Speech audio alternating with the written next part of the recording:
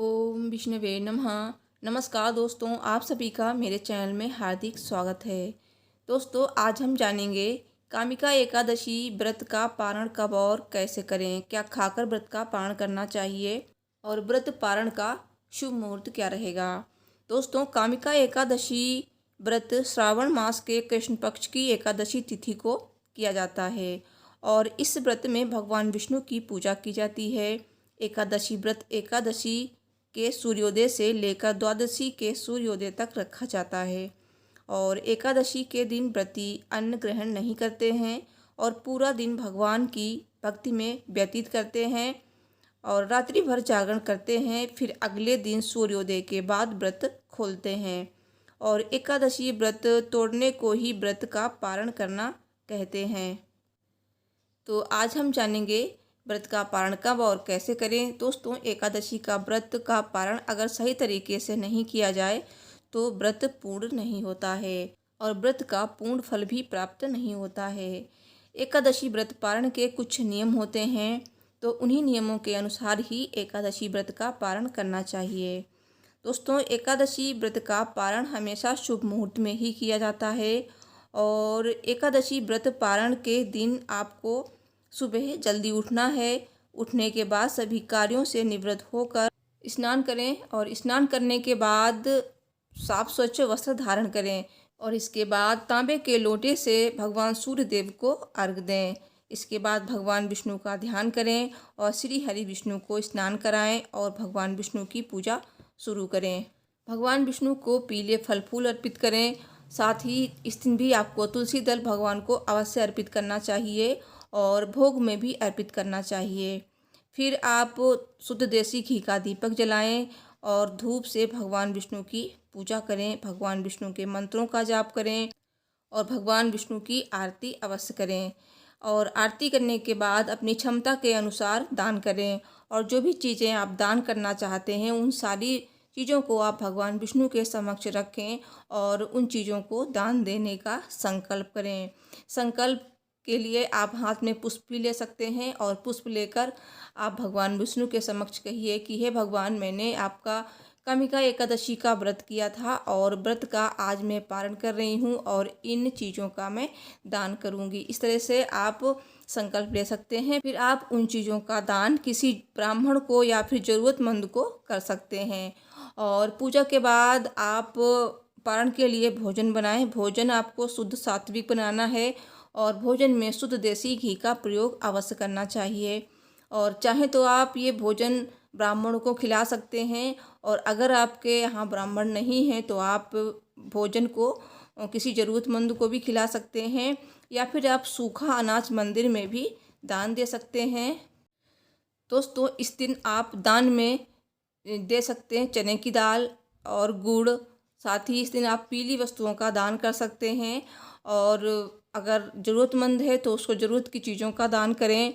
रुपए, पैसे और वस्त्र का दान भी कर सकते हैं। साथ ही अन्नदान सबसे बड़ा दान होता है, तो अन्नदान आप अवश्य करें। भूखे को भोजन अवश्य खिलाएं और इस तरह से दान आदि करने के बाद आप अपने व्रत का पारण कर सकते हैं।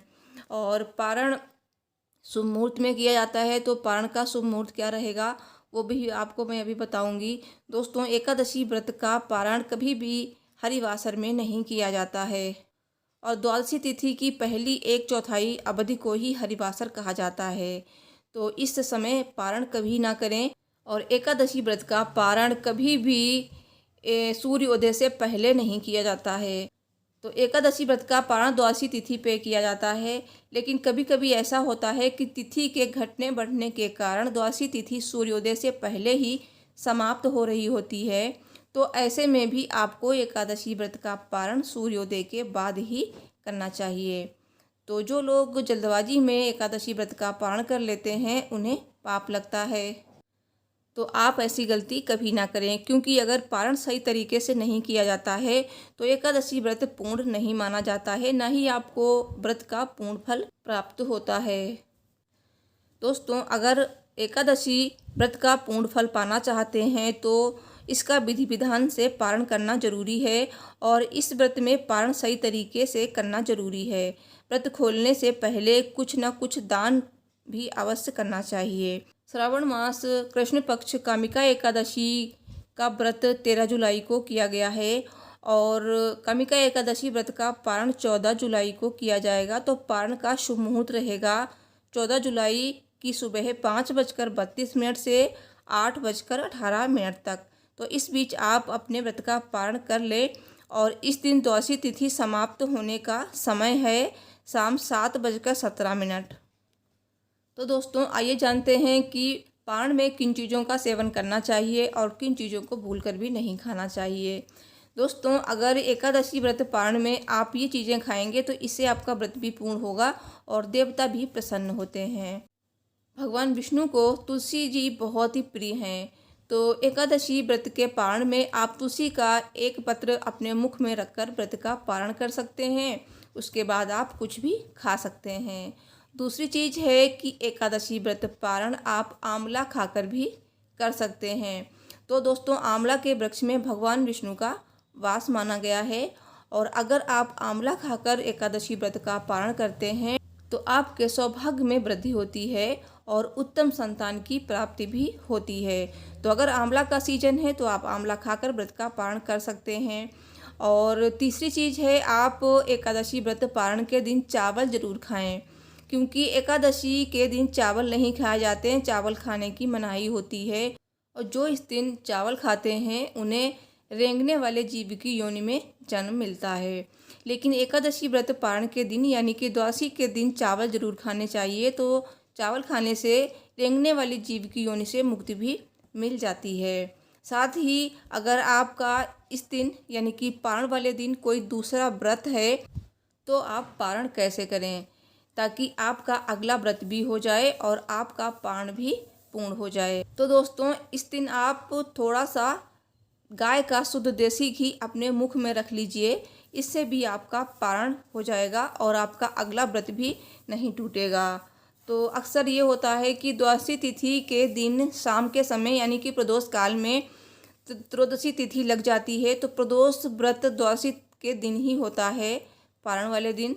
तो अगर ऐसा है तो आप देसी घी को मुख में रखकर पारण कर सकते हैं और फिर आप अपना प्रदोष व्रत शुरू कर सकते हैं। या फिर कोई और व्रत है आपका अगले दिन तो वो कर सकते हैं, या फिर आप जल पीकर भी एकादशी व्रत का पारण कर सकते हैं। भगवान विष्णु को या भगवान कृष्ण को जो भी जल आपने चढ़ाया है उस जल को थोड़ा सा पी लीजिए, तो ऐसे भी पारण हो जाता है। एकादशी व्रत का पारण सेम खाकर भी किया जाता है। तो सेम सब्जी होती है तो उस सब्जी को आप बना लीजिए और उससे भी पारण आप कर सकते हैं। और दोस्तों इस दिन कुछ ऐसी चीज़ें हैं जिन्हें नहीं खाना चाहिए, जिन्हें खाने से पाप लगता है, जैसे कि बैंगन, मूली और मसूर की दाल, लहसुन, प्याज, मांस, मदिरा। तो ये चीज़ें आपको पूरे दिन नहीं खानी है, ये चीज़ें तामसिक मानी गई हैं। और इसके अलावा आप सात्विक चीज़ों का ही इस दिन सेवन करें। तो अगर आप इस तरह से अपने व्रत का पारण करेंगे तो आपका व्रत भी पूर्ण होगा और भगवान विष्णु भी प्रसन्न होंगे और जो भी मनोकामना आपकी है वो ज़रूर पूरी होगी। तो दोस्तों आज की वीडियो में इतना ही। वीडियो को लाइक, चैनल को सब्सक्राइब करिए। Thanks for watching. हर हर महादेव। जय माता दी।